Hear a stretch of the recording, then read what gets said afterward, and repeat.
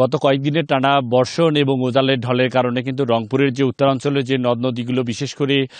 তিস্তা, ধরলা, দুধকুমার এবং করতোয়া নদীর পানি কিন্তু আসলেই বৃদ্ধি পেয়েছে। এই কারণে কিন্তু আমরা দেখেছি যে বিশেষ করে যে নিম্নাঞ্চলগুলো সেখানে কিন্তু প্লাবিত হতে দেখেছি এবং বিশেষ করে অনেক জায়গায় এই সময়টা যেহেতু রোপা আমন, অনেক জায়গায় যে আগাম যে রোপা আমন সেটিও কিন্তু তলিয়ে গেছে এবং বিশেষ করে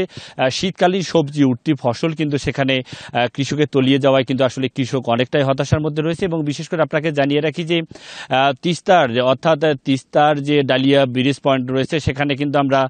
যে পানি উন্নয়ন বোর্ডের তথ্য মতে সেখানে খোঁজ নিয়ে দেখেছি, সেখানে কিন্তু একেবারে বিপদ সীমার ছুঁই এবং আবহাওয়া অফিস যেটি বলছেন যে আগামী 24 ঘন্টায় বৃষ্টিপাতের অর্থাৎ ভারী বর্ষণের ফলে কিন্তু আসলে এই যে তিস্তার অববাহিকায় যে পানি বৃদ্ধি সেটি কিন্তু অব্যাহত থাকবে। এবং সব মিলে যদি বলি যে গত 3 দিনে যে বৃষ্টিপাত সেটি কিন্তু রংপুরে রেকর্ড পরিমাণ বৃষ্টিপাত হয়েছে, তবে আজকে কিন্তু রংপুরে কোথাও কিন্তু বৃষ্টির সম্ভাবনা নাই। তবে রংপুরে কিন্তু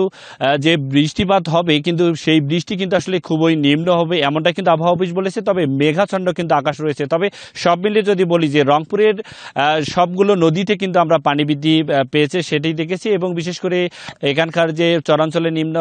নিম্নাঞ্চলের মানুষগুলো তারা কিন্তু আসলে অনেক পানিবন্দী অবস্থায় রয়েছে এবং তাদের ফসলি জমি পানির নিচে তলিয়ে যাওয়ায় কিন্তু তারা আসলে অনেকটাই হতাশাগ্রস্ত রয়েছে। এবং বিশেষ করে যেসব নিম্নাঞ্চল তিস্তা যে চরবেষ্টিত নিম্নাঞ্চলগুলো প্লাবিত হয়েছে সেখানকার মানুষজন বিশেষ করে তারা কিন্তু আসলে কর্মহীন হয়ে পড়েছে অনেকটাই। তবে এই যে পানি সেটি যদি আসলে দীর্ঘ সময় এখানে এভাবেই যদি আসলে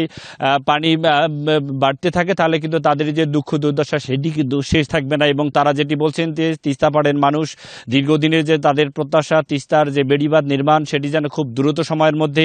অন্তর্বর্তীকালীন সরকার রয়েছে তারা আসলে যেন এই তিস্তার যে অববাহিকায় যে মানুষরা সারা জীবন তাদের যে আসলে এই যে বন্যার পানিতে তাদের যে ধকল প্রত্যেক বছরে 4 থেকে 5 বার কিন্তু এই ধকল কাটিয়ে উঠতে হয়, এই কারণে কিন্তু এখানকার মানুষ কিন্তু চাচ্ছে আসলে খুব দ্রুত সময়ের মধ্যে যেন তাদের আসলে এই যে তিস্তা মহাপরিকল্পনা বাস্তবায়ন সেটি যেন করা হয়। এবং সব মিলে যে তাবাচ্চুম বলে রাখি যে রংপুরের সবগুলো নদীতে কিন্তু আমরা দেখেছি যেহেতু বৃষ্টিপাত কিন্তু রেকর্ড পরিমাণ বৃষ্টিপাত হয়েছে এবং উজানের ঢলের ফলে কিন্তু তিস্তা সহ যে দুধকুমার, ধরলা এবং করতোয়া নদীর পানি কিন্তু আমরা বৃদ্ধি পেয়েছে এবং বিশেষ করে সেখানে কিন্তু উঠতি আমন ফসল এবং শীতকালীন যে সবজি নানা ধরনের যে কৃষকরা যে চরাঞ্চলে যে সবজি চাষাবাদ করে থাকে সেই সবজিগুলো কিন্তু অনেকটাই পানির নিচে তলিয়ে যাওয়ায় কিন্তু আসলে তারা যে কৃষকরা ক্ষতিগ্রস্ত, কারণ বারবার কিন্তু আসলে এভাবেই কিন্তু 5 থেকে 6 বার কিন্তু আসলে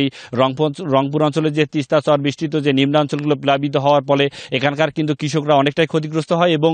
বিশেষ করে কৃষি উৎপাদন কিন্তু অনেকটাই ব্যাহত হয় এখানকার মানুষের। তবে তাবাচ্চুম বলে রাখি যে এই অঞ্চলের মানুষের প্রত্যাশা খুব দ্রুত সময়ের মধ্যে তিস্তার যে বেড়িবাঁধ নির্মাণ এবং তিস্তা নিয়ে যে মহাপরিকল্পনা বাস্তবায়ন সেটি যেন খুব দ্রুত সময়ের মধ্যে করা হয় এমনটাই কিন্তু দাবি কিন্তু এই অঞ্চলের মানুষের। এই ছিল তাবাচ্চুম রংপুর থেকে যে পানি বৃদ্ধির সর্বশেষ খবরাখবর। মাহমুদুল, আপনাকে ধন্যবাদ।